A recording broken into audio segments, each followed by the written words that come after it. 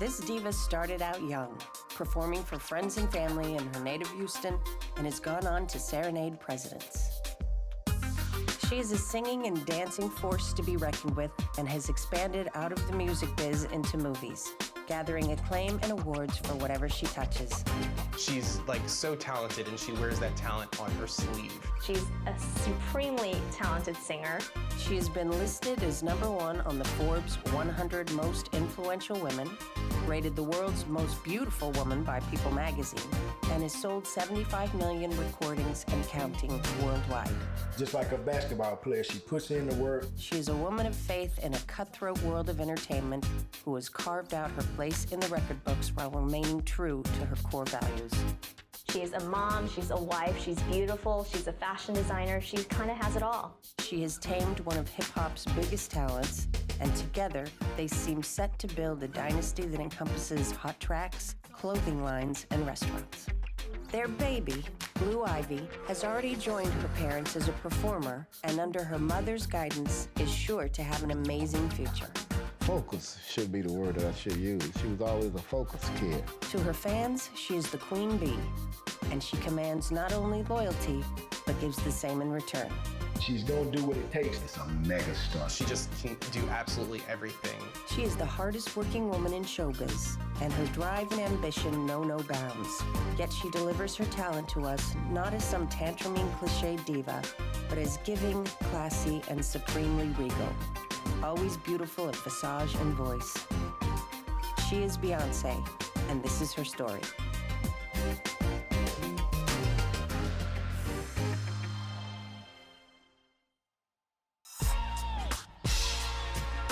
Who is this woman of mammoth talent, big smile, and crisp dance moves? When they find that out, it's like, oh man, you know Beyonce, really? Oh my God, how was it? How was she? Can you get some tickets? You know, it's always something. You know, I think what is so universal about Beyonce's appeal is that she is so dedicated to entertaining, primarily. Everybody loves Beyonce. She is such a cultural icon because she's everything.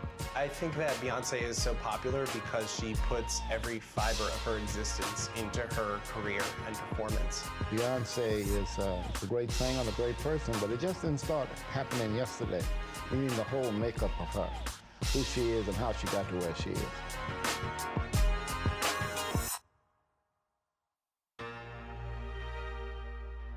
On September 4th, 1981, Beyoncé Giselle Knowles was born in Houston, Texas to Matthew and Tina Knowles. Her unique first name was derived from her mother's maiden name, Beyoncé. And to go with this great name, it was clear from the very beginning that there was something special about the baby Beyoncé.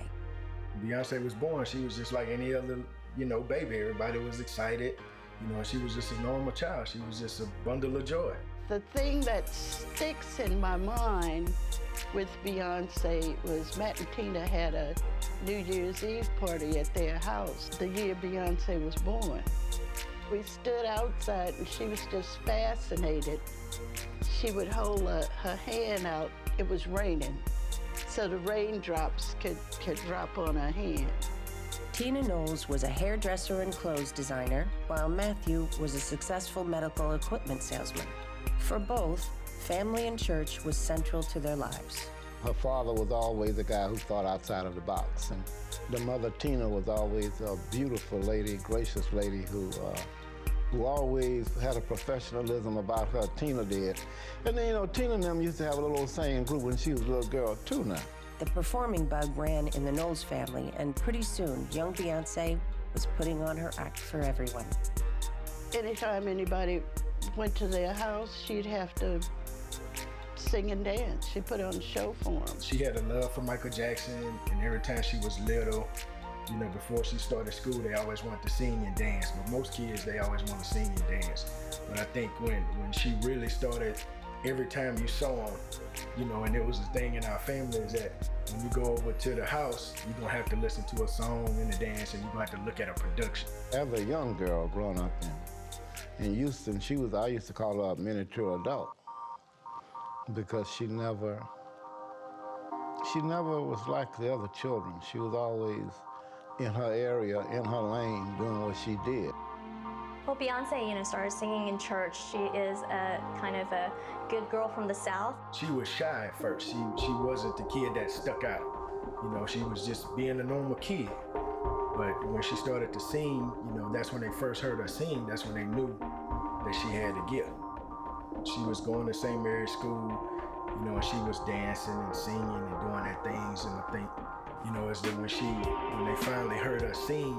My son Ronald used to tell me all the time about Beyonce, and when they were doing the dance thing and the little music thing way before Destiny Child, Beyonce was singing and composing songs because at that time, every house they moved in, Ronald would build a little stage for Beyonce to sing on.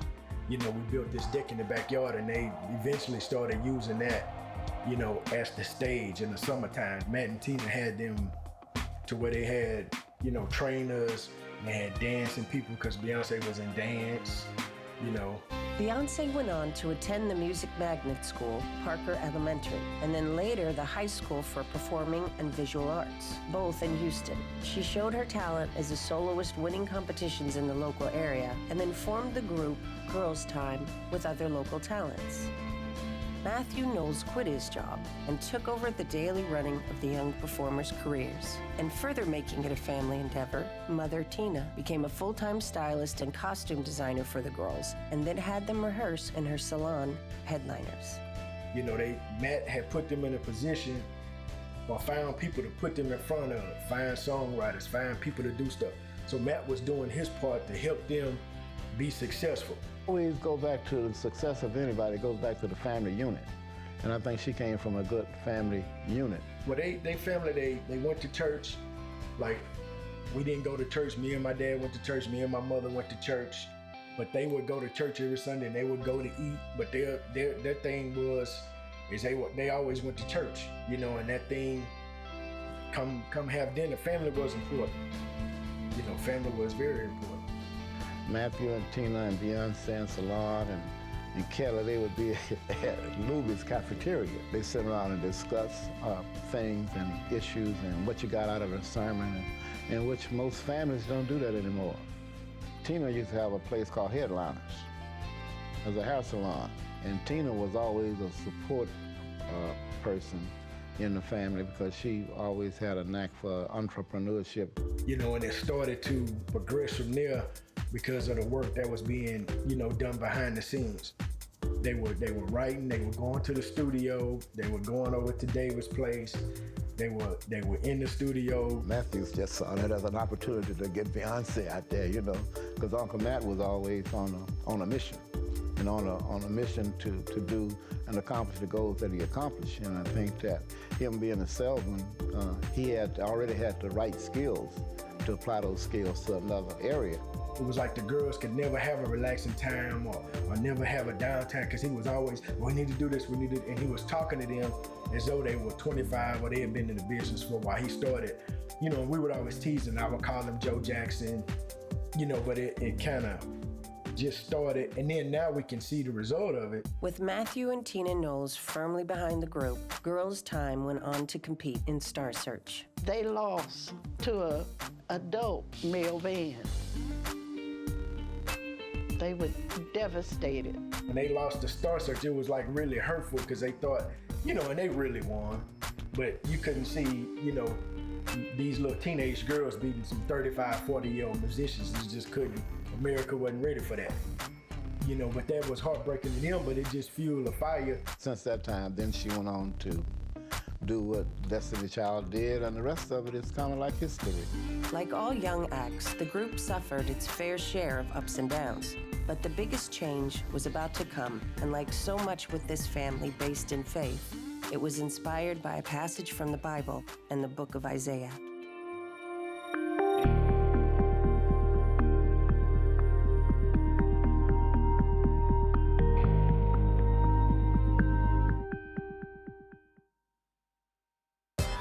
In 1997, Destiny's Child were signed to Columbia Records and recorded their first song for the label, Killing Time, which was also featured in the hit movie Men in Black.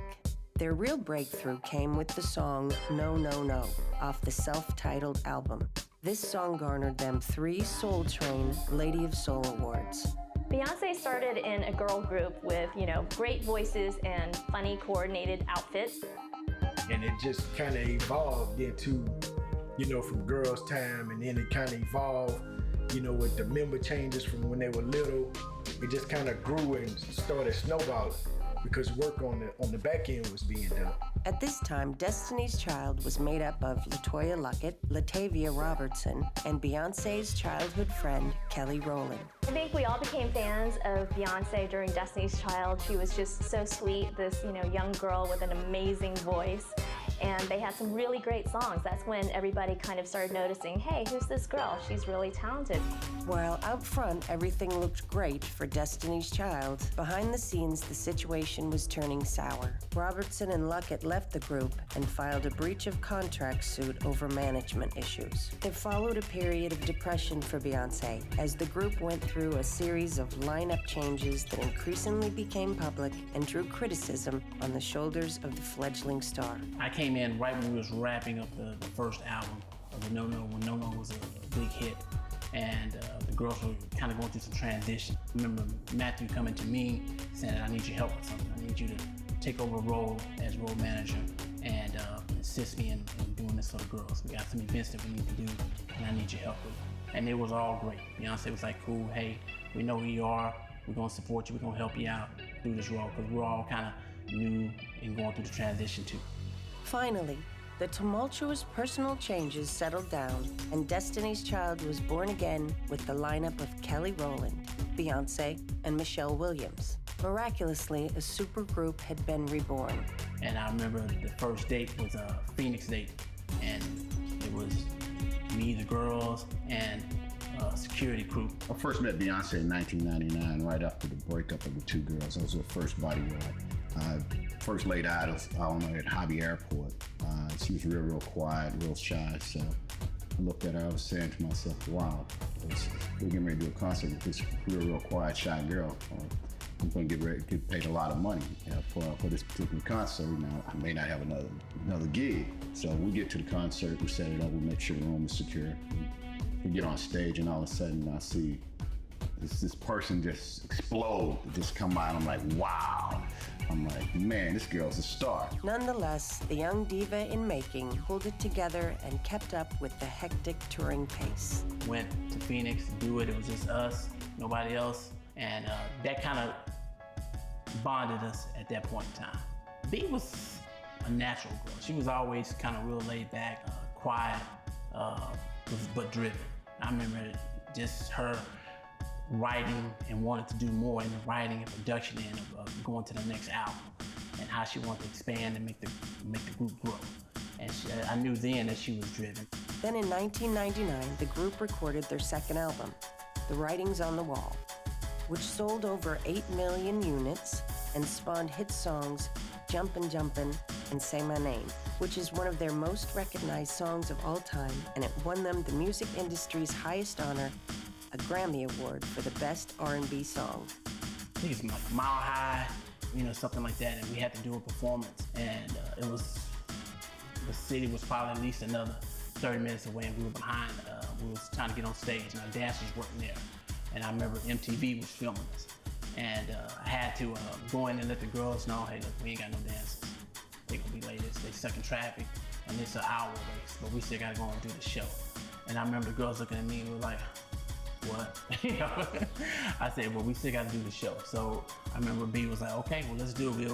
She worked out some changes that they were gonna do, and boom, we hit the stage and we hit it hard. I mean, the girl commanded the show. It was a sold-out crowd. I mean, it was just like, wow. I mean, she did a thing. And I was just like, man, this girl is good. We would do 2 shows in one day, from plane to plane interviews, and she was constantly focused on what we had to do, and constantly keeping us going. Because sometimes you think that the girls would probably break at that point with so much activity going on, but she kept it all together. Hey, if B ready to do it, we gonna do it. So she was always a driven person, always a motivator for everybody. Because she was out in front. We knew she knew her role, and she knew what she had to do. As a newly reformed trio with the lineup of Rollins, Williams, and of course Beyoncé, Destiny's Child now went on to record their biggest success ever with the album Survivor, selling well north of 10 million copies throughout the globe and delivering to the fans the hits like Survivor and Bootylicious. Well, the most outstanding thing about Bootylicious is that the word Bootylicious became an entry in the Oxford English Dictionary, which is amazing. Like, she made up a word and then it just became a word. That's incredible. But the thing about that song that's interesting is that, you know, through kind of self-objectification, she's also talking about body acceptance, basically, because Beyonce does have curves. She's not this waif that maybe society would like her to be or would expect her to be or would want from a woman that's on TV. And she kind of embraces those curves. I mean, undoubtedly, she follows a fitness regimen and probably diets to keep those curves perfect, but at the same time, there is sort of an embracing of her body type that she does. And that's another sign of her empowerment, you know? When we just got through doing Writers on Raw, was getting ready to work on Survivor, and I remember she came on the bus like, man, hey Jonathan, man, I just wrote the Survivor. You know, this gonna be the song. And I remember she was playing on the bus, like, you know, listen to it, I'm listening.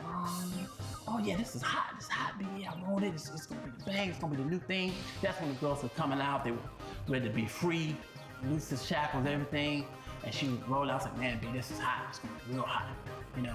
And she kind of came up with the concept for the video at that time, and how she wanted it and stuff. And I was like, man, this girl is good. This girl is cool, man. Rounding out this period of revival for the group, Beyoncé starred in Carmen, a hip opera, a made-for-TV movie produced by MTV and co-starring Mekhi Phifer. And then in 2001, after releasing their 8 Days of Christmas holiday album, Destiny's Child announced they were taking a break to pursue personal projects. We can't start becoming a unit, because for the next few years, that's how we roll. It was us.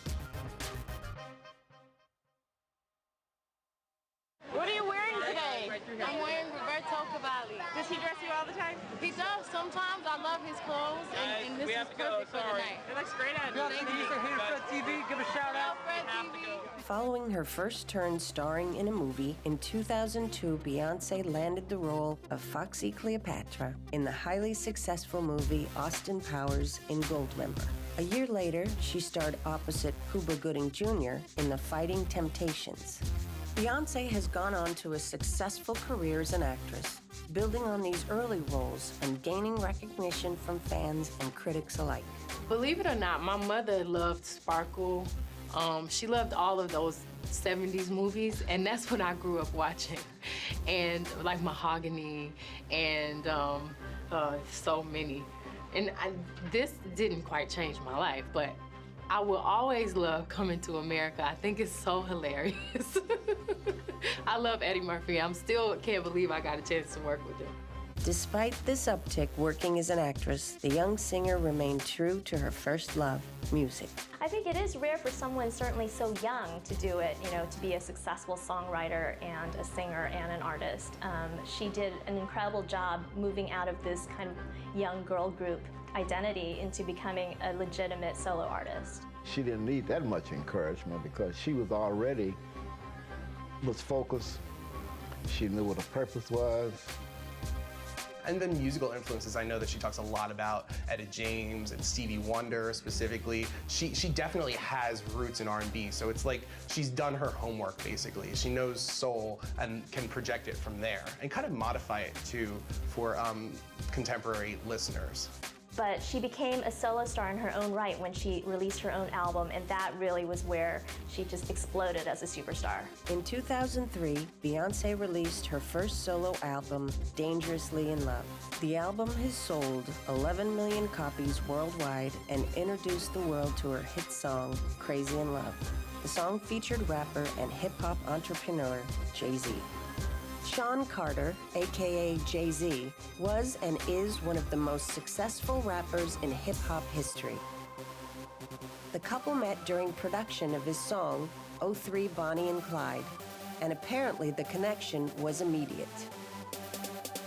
To some, the urban savvy rapper, known for his lyrics about crime and drinking pricey champagne, was an unlikely match for the R&B church-going Southern girl.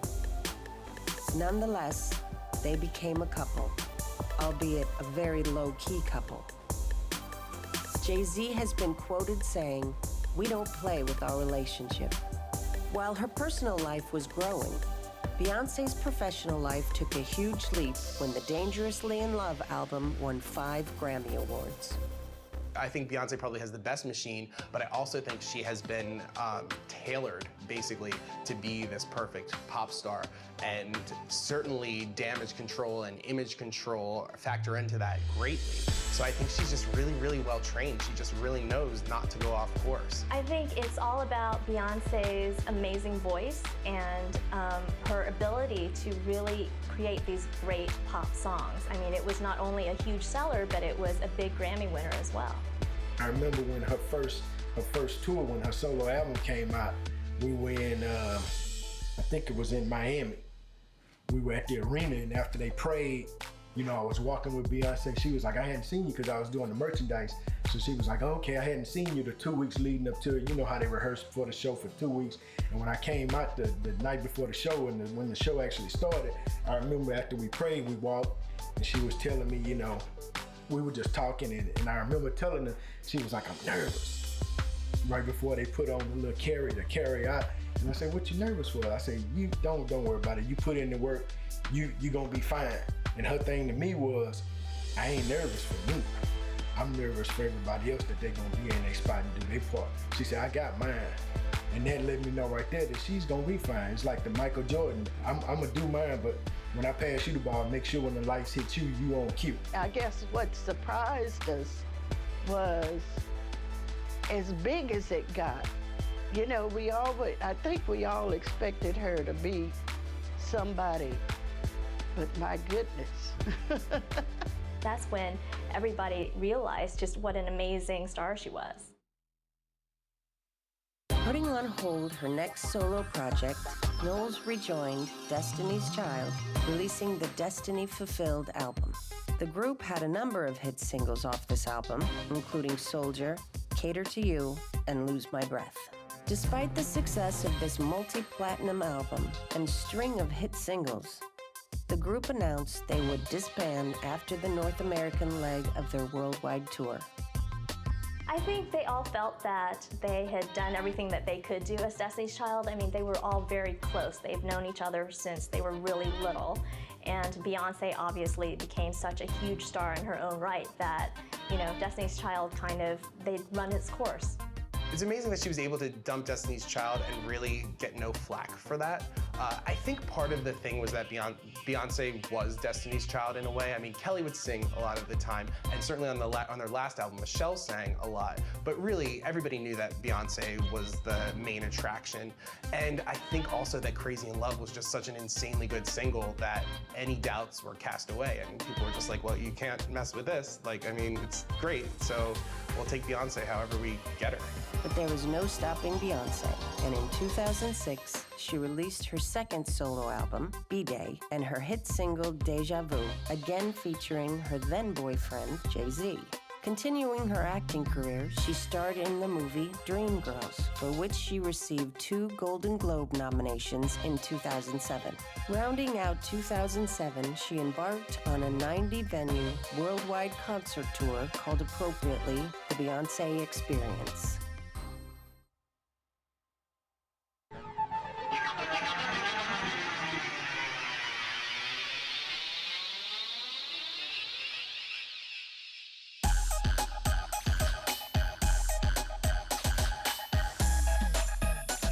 In a few short years, Beyoncé had made her way to the top of the R&B pyramid, earning herself fame, fortune, and adulation, multiple awards and success both in the recording and movie worlds.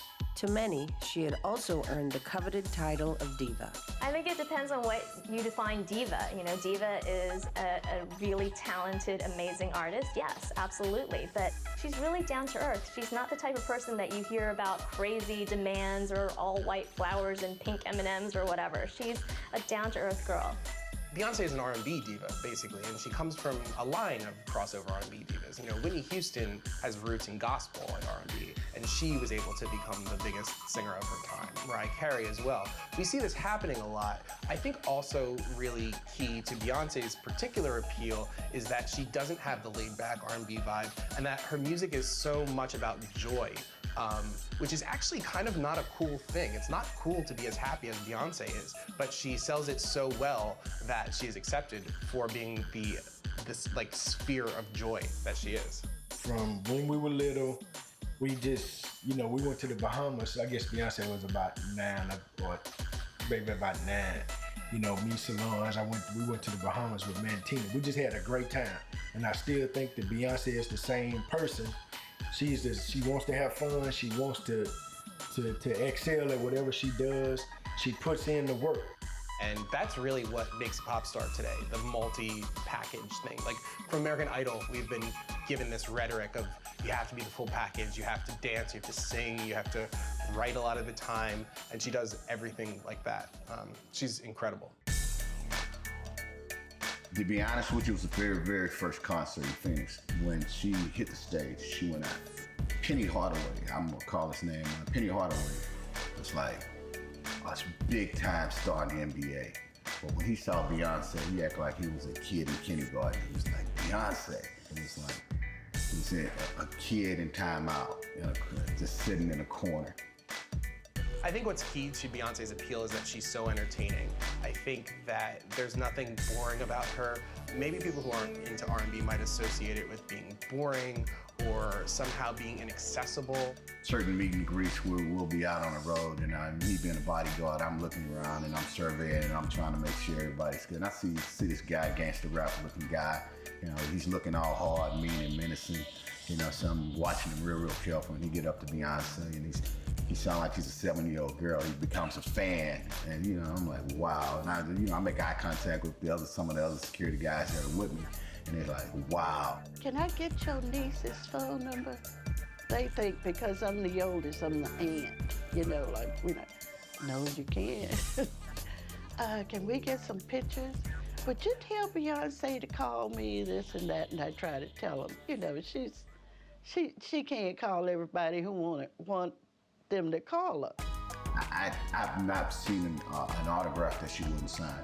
When I worked for Beyonce, her fans were her world. That's what Beyonce was all about, is making sure that everybody that left knew that, hey, I may not ever meet a star again, but Beyonce was there to provide. At some point, Beyonce thought everybody was her friend, and it took me and her dad to sit down with her. Her dad actually sit down with Beyonce just for her safety issues, because she would sign autographs at will. I'll give you a story about a stalker, actually. Yeah, we had a stalker in the Netherlands, and this guy actually still calls me to this day about Beyonce. Beyonce's happily married with a baby. We showed Beyonce a picture on the tour bus of the stalker, and she's like, man, he's sort of cute. And we started laughing. Beyonce, this guy's serious. This guy's been stalking Beyonce for like 7 years. As the newly anointed Queen Bee to her fans in the Beehive, Beyonce may be a diva, but she has given greatly of herself and her talents, and for that, she is her own kind of diva. Well, I think that in the case of women, particularly divas, people overlook the fact that they often write their music. Mariah Carey has spent the last 20 so years bemoaning the fact that people won't acknowledge her as a songwriter. I mean, throughout, always. So I think that people often kind of ignore that, or they don't look into it, or they assume that she's kind of this puppet. But I think her legacy primarily will be as a performer. And the thing is that she's performing her songs. She's selling her songs. Whether people acknowledge it or not, she's made them her own.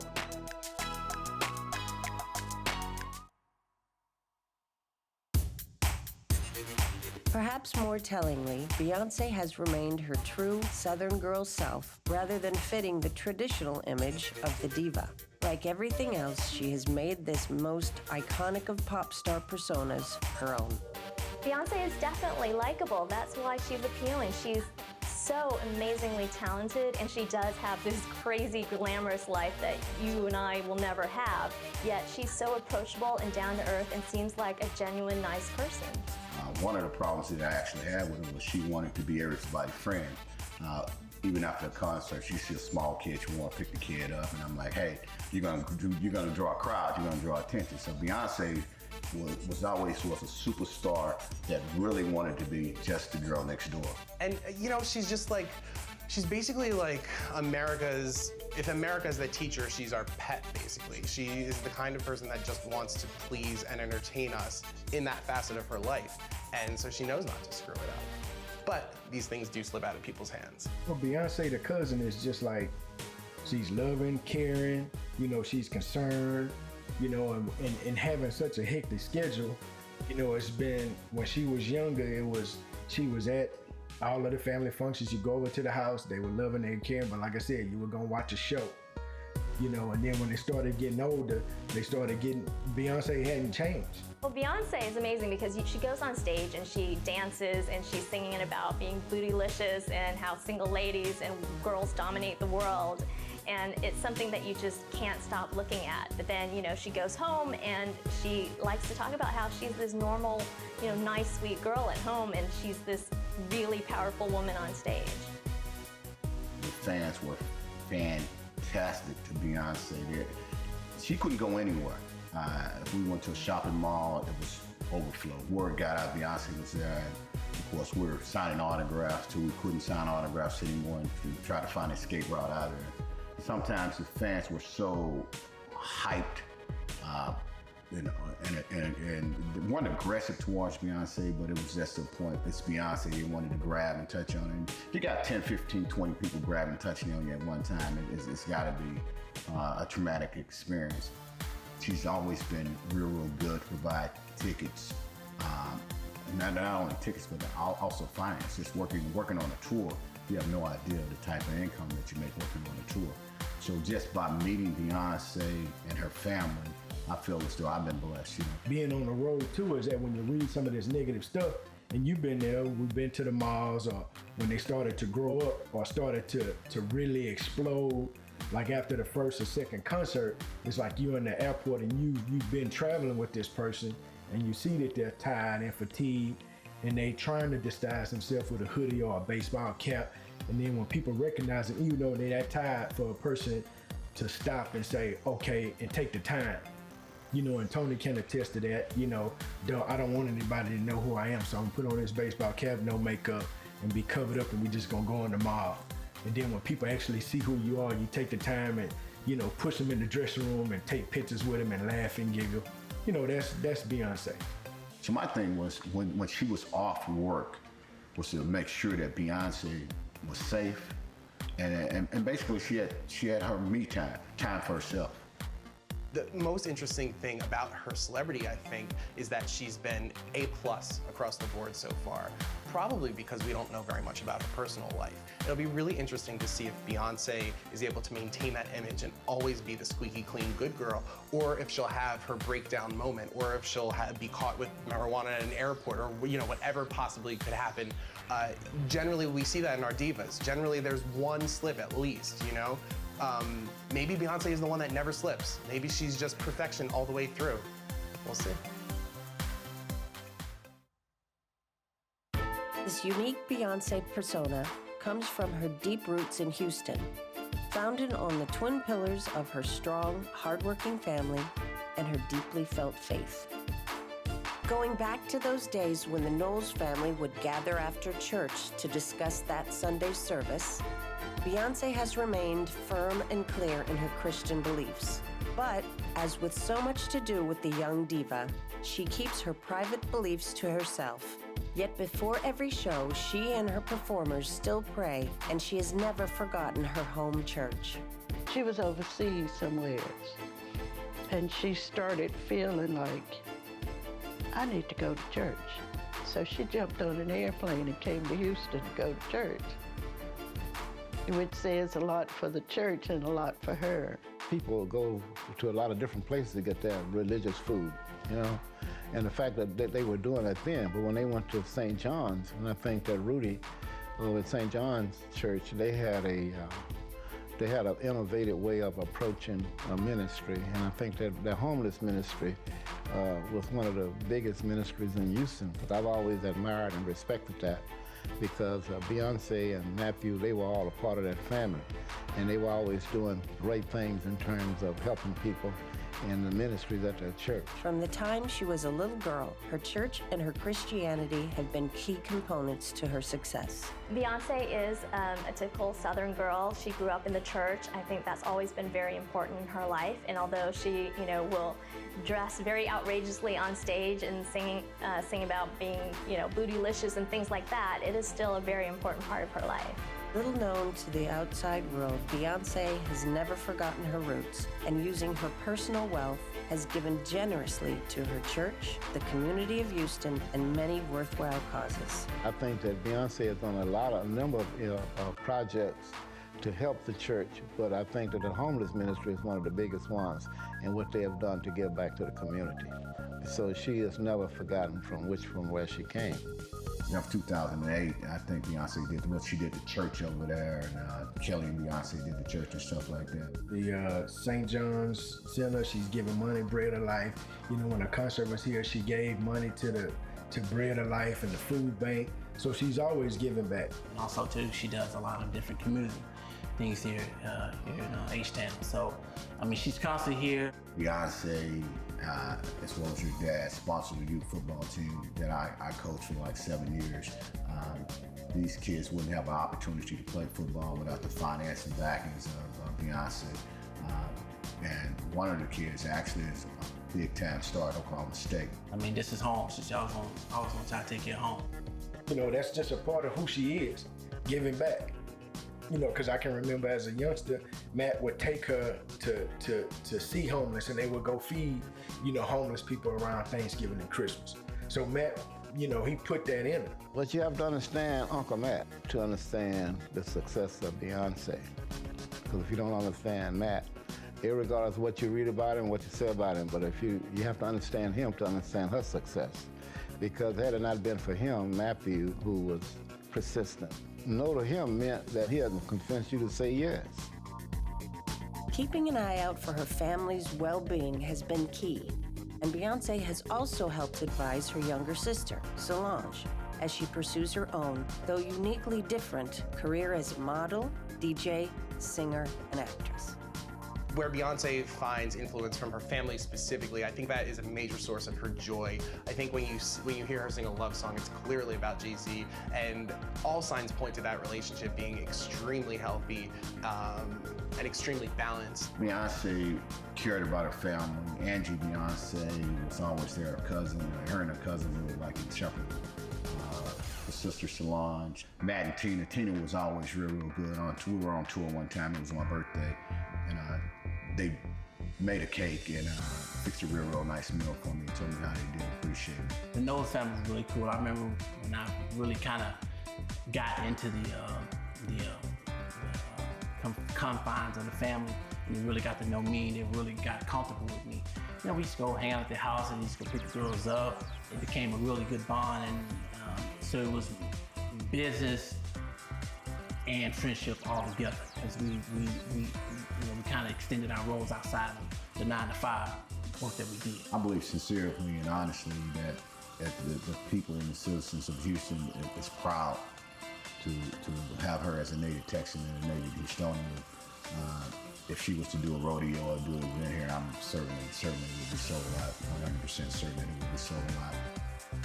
The diva with the heart of gold has spread joy to fans worldwide, and she has done this with the strong Christian values of charity and humility. She is a boon to community and spirituality through her works.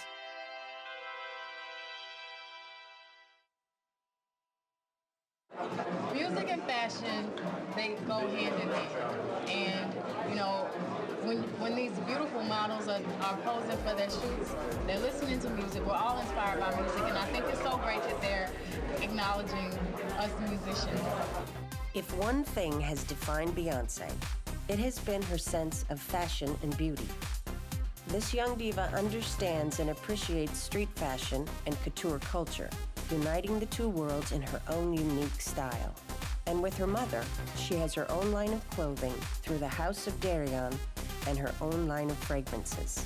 Beyonce is definitely a fashion icon. You know, People magazine named her the world's most beautiful woman in 2012. But beyond that, she has her own fashion line and is always dressed to the nines, even when you see her just out shopping with her baby.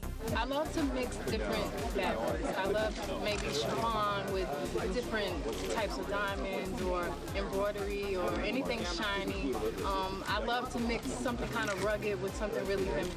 Well, I think that people gravitate toward Beyonce's image is because she's not afraid to take risks, especially those risks that are clothed by her mother, and to great success. Certainly her weave is iconic. She kind of popularized weaves in a way, I think. I think as soon as she came into the consciousness of having a weave, you heard people talk about weaves a lot. That's not a coincidence, I don't think. And I think that she takes a lot of risks, and sometimes she looks ridiculous, but sometimes she looks ridiculous on stage. That is the key to Beyonce's appeal, that she's not afraid to look ridiculous, or at least she doesn't seem to be. I think House of Darion has been successful because of who Beyonce is. I think women relate to her, young girls relate to her, and they like what she exudes, this idea of fashion, but also accessibility. I think Beyonce's fragrances are successful just in the same way as her labels are successful, because people like her. People think that she's beautiful, she dresses well, and she's relatable. I do think that she's gorgeous, and I think that Beyonce is probably somebody who it would be hard to make look bad, no matter what she was wearing. So she could really get away with dressing up, dressing down, looking crazy, looking elegant. She could really just do it all, and next time, she'll do something even more eye-catching.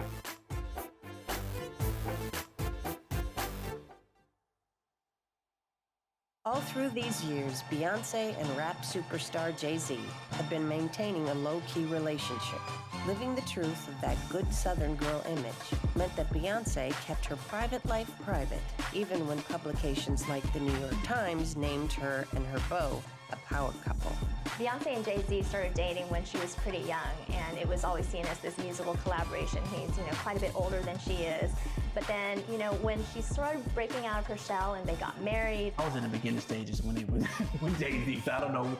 I just know the family is great. Beyonce and Jay-Z had always been very, very private about their relationship, even their wedding. We never saw photos of their wedding. By mid-2008, Beyonce was riding high on a tidal wave of her own creation. Married to rap royalty, earning $80 million in 1 year, she was about to set out on a new direction, one which was potentially risky. Beyonce took both halves of her persona and in the fall of 2008 debuted her alter ego, Sasha Fierce, on the album I Am Sasha Fierce. To some, this was a risky move, following in the footsteps of other pop star alter egos that went on to crash against the rocks of critical ridicule and disdain of once loyal fans, dragging the artist down in the undertow of suddenly perceived irrelevance. But oh, how wrong the naysayers were this time. She has a character that she calls Sasha Fierce, and with that, she kind of reconciles her ability to just let go and be a crazy person on stage, basically. And it makes for extremely entertaining performances. Beyonce is not the kind of person that would ever stand there and sing. Even when she's standing there and singing, she's still fluttering and twitching and making faces. She's hilarious, there's a comedy aspect that she's probably not even aware of, all the better for that. Well, Beyonce talks about Sasha Fierce as being the aggressive, sexual, very out there person that she is on stage. And inside, she's, really down to earth and a sweet girl. And she has to put on this alter ego when she goes on stage to perform before thousands of people. Well, I'm not exactly sure why Beyonce kind of gets the pass with admitting her sort of artifice in a way, right? She's like, I'm detaching myself from myself to do this. Probably just because it's so good, because she can absolutely back it up. If it weren't as entertaining as it is, and if she weren't the dancer and singer that she is, she probably wouldn't get that pass. But people look and say, oh, well, that's entertaining, that's great. Whatever you need to do, Beyonce, you got it. I Am Sasha Fierce brought to the public consciousness hit songs like If I Were a Boy and Single Ladies. It was the video for Single Ladies that particularly caught the public's attention. I mean, I think Single Ladies is the biggest Beyonce song of all time, the biggest solo Beyonce song of all time. And I think that has a lot to do with the video and kind of the breathlessness of that choreography and the way that she pulls it off. But the actual song, the actual content of the lyrics is very much about getting what you want from a man, specifically a ring in this particular case. But I think overall, it's kind of a matter of like not settling, basically. Perhaps most significantly for Beyonce, the girl from Houston, she got the chance to serenade President Barack Obama and First Lady Michelle Obama at the inauguration ball in 2009. She sang Etta James' classic, At Last. It was fitting that the young diva sang this immortal song, having recently played the older diva, Miss James, in the movie Cadillac Records. Honestly, after I tackled Etta James, it was so difficult and so dramatic, and something that could have been, it was really hard, and I wasn't sure if I could do it. After I feel like I conquered that, I felt like I could do anything. Gave me a lot of confidence. That year, Beyonce swept the music world's highest honors at the Grammys, getting 10 nominations and ultimately walking away with 6 awards. Her alter ego, Sasha Fierce, had paid off with benefits after all.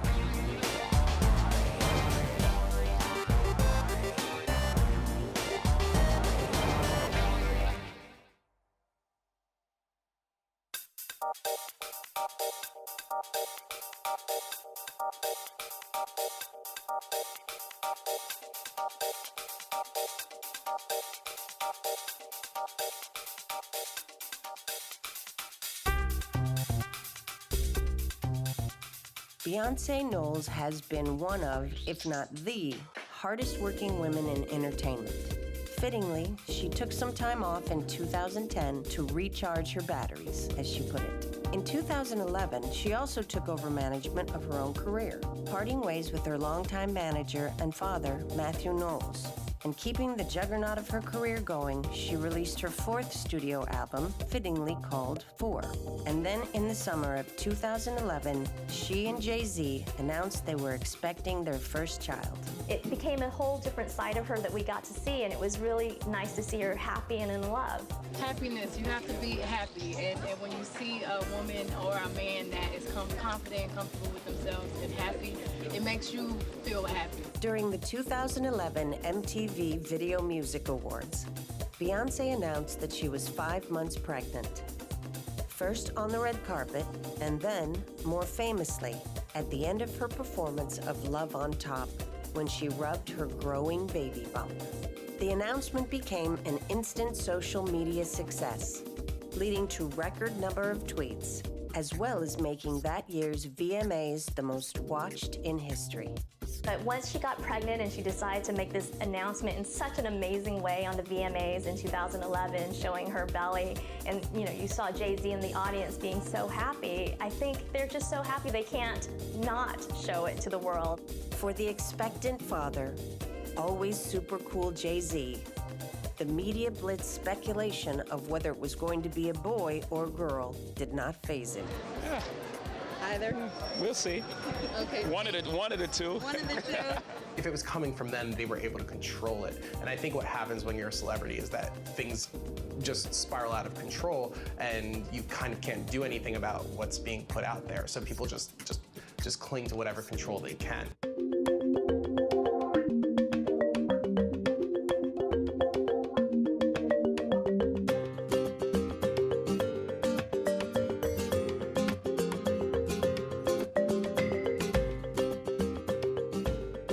Carter was born on January 7th, 2012. The newborn's cries were included in Proud Dad Jay-Z's song dedicated to her birth, Glory. This made Blue Ivy the youngest person ever credited on a song. Now that we've actually seen her baby, she's been on a track of Jay-Z's song.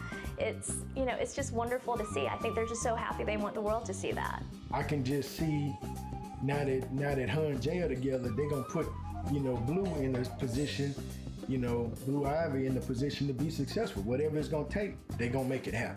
But she also has a lot of kind of women empowerment songs, like If I Were a Boy and Who Run the World, Girls. I would hope that as a mother, she would continue that. I hope that she teaches Ivy Blue that girls do indeed run the world. Even though those songs are a little bit simplistic in their politics, whatever, the general sentiment of uplifting women is something I would hope that she would continue even more strongly now that she has a daughter, and it really, really matters. I think, you know, as a performer, as an entertainer, Beyonce is still at the top of her game, and being a mom doesn't change that one bit. But of course, you know, she's talked about how being a mom has changed her entirely in many other ways, just her priorities in life. But, you know, she is still an entertainer, absolutely.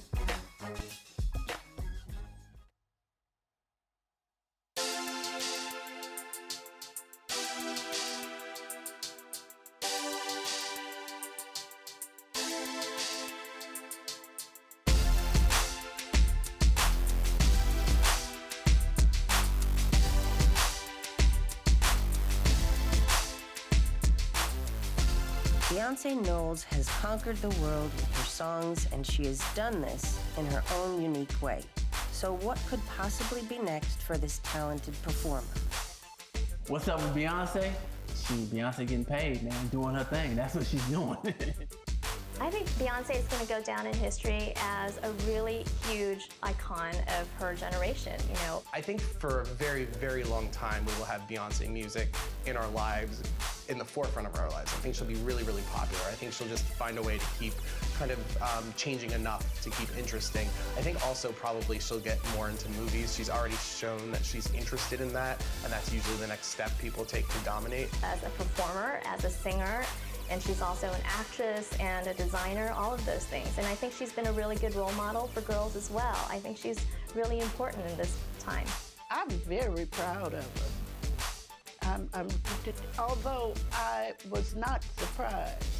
To see where she's come from that young lady that walked through the doors of music world in her teens to where she is now, family, one of the top selling artists of the world. I mean, it's amazing. She was always a star. I was not surprised. But the sky's the limit, clearly. This woman can do anything. She's as close to a goddess as we have on this earth. If one thing is certain, it is that this diva actress mother will surprise us, delight us, inspire us, and move us. From that little girl singing on the deck in her family backyard to the fully formed singer entertaining millions, we know she is the queen bee, and we can't wait to see where she takes us next.